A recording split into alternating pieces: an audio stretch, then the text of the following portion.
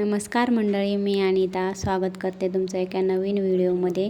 सगळ्यात अगोदर शारदीय नवरात्राच्या सगळ्यांना खूप साऱ्या शुभेच्छा। तर घटस्थापना कालच झाली आहे आणि आमच्याकडे पण गावाकडे झालेली आहे। तर हा व्हिडिओ जुना आहे। आमची त्या दिवशी साफसफाई सुरू होती म्हणजे कपड्यांची। तर इथं मी सकाळी स्वयंपाक बनवत होते टिफिनसाठी। नाश्ता बनवला, स्वयंपाक बनवला, त्यानंतर टिफिन भरून दिला आणि इथे ना नाश्त्यासाठी बनवलं नव्हतं मी काही, त्यामुळं बदाम आणि जे आपले खजूर असतात ते दिले। त्यानंतर त्यांना सर्दी झाली होती त्यासाठी काढा सकाळी पण बनवला होता, संध्याकाळी पण। तर तेच ते घेत होते आणि मेथी दाणे जे भिजवून ठेवले होते रात्रीचे तर ते खात होते ते। आणि मग शॉर्टकट असा नाश्ता बनवून दिला कारण की खूप सारं माझ्याकडे काम होतं। आणि त्यानंतर माझी मी पूजा केली। अशा प्रकारे पूजा झाली। त्यानंतर परत श्रीसाठी मला नाश्ता बनवायचा होता, तर त्याच्यासाठी शिरा बनवायचा होता। त्यांना अगोदरच सांगितलं होतं की मला शिरा बनव म्हणून, तर तेच मी इथं बनवत होते। रवा भाजून घेतला, त्यानंतर त्यात ड्रायफ्रूट्स टाकले थोडेसे आणि इथं मला गुळाचा शिरा बनवायचा होता। तर अगोदरच मी त्यात गूळ टाकून त्याचं म्हणजे गरम पाणी करून घेतलं। रोज त्याच्यासाठी काही म्हणजे नाश्त्याला बनवत नसते मी, पण लवकर उठलेला असला तर नाश्त्यासाठी बनवते आणि उशीर जर उठला असेल तर त्याला भाजी चपातीच खायला देते। तर इथं तो शिऱ्याचं ऑर्डर दिली होती, तर मग शिरा बनवला आणि त्याला खायला। हा कर दादू।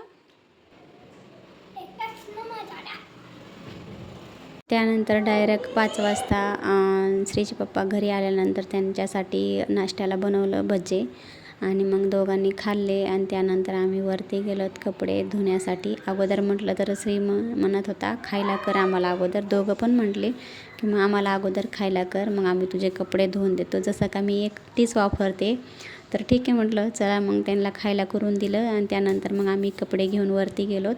आता इथे श्री बघा काय म्हणतो, कुठं कुठं तिला बोलती तू एकटा जातो का आणि कपडे धुवून, तू एकटा जा आणि एवढे कपडे धुवून आण, आम्ही थांबतो घरी। 5 मिनिटात येतो का? उचल उचल, असं नसते जात बाळा, उचलीत असते। आणि टप कोणी घ्यायचा तिकडे, कुठं तिकडे आहे का टेरेस? हां तिकडे जाणी का बाहेर? उचल उचल उचल ते उचल, उचलून घेऊन जाय। काय झालं? उचलत नाही का? पप्पा उचलतेत का? तू तर म्हणलं मी जातो एकटा, जा मग आता पप्पा मी थांबतो घरी। तुझ्या मागं मागे येत का? द्यावं त्याच्यापाशी उचलून डोक्यावर द्या की। तोच म्हणतोय आपण दोघी तुम्ही घरी थांबा आणि मी जातो म्हणतो एकटा कपडे।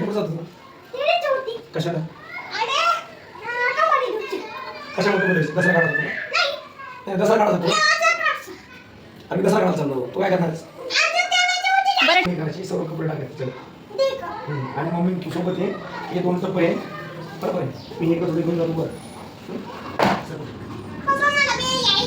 घेऊन जातो।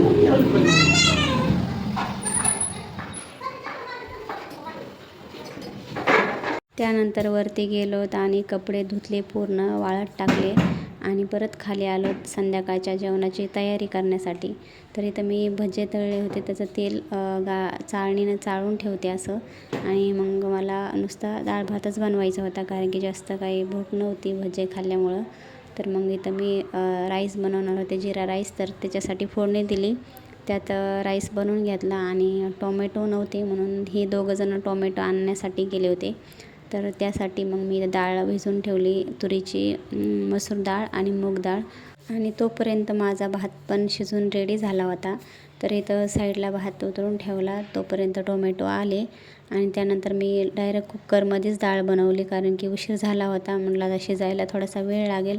तर इथं तेल टाकलं, जिरा मोहरी, कांदा, ठेचलेला लसूण, टोमॅटो आणि मसाले काही, तर त्याला चांगलं परतून घेतलं।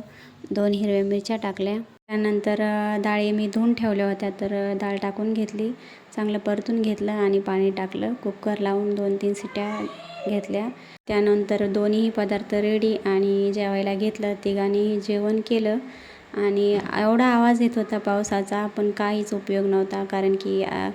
कारण की 1 तास झाला असेल कपडे धुवून आणि जशाचे तसे परत ते म्हणजे फक्त वरती जाऊन पिळायचंच काम होतं, पाणी काढायचं. तर एवढा पाऊस होता जोराचा आणि आमचे कपडे मस्त असे पावसात भिजत होते.